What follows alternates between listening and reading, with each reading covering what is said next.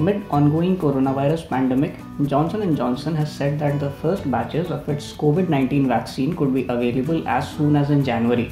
The first batches of its shots are expected to be available for emergency use by start of 2021, the company said in a presentation at the World Health Summit.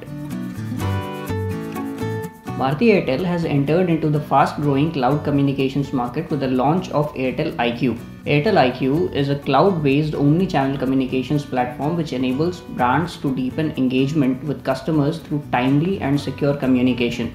Many of India's big brands such as Swiggy, Just Dial, Urban Company, Havells, Dr. Lal Path Labs and Rapido have signed up as customers for Airtel IQ.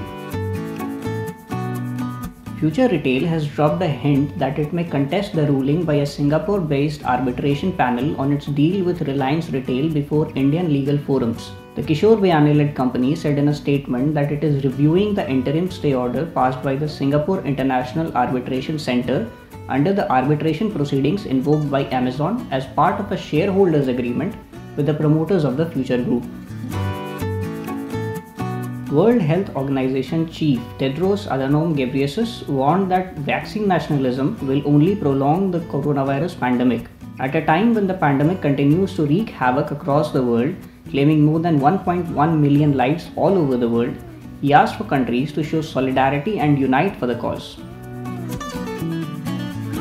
Real estate sector is now seeing an increased demand for larger homes across India due to the businesses extending work from home into next year, making it a permanent style of functioning. Homeowners are looking at multifunctional spaces which help them separate work and life for optimal productivity.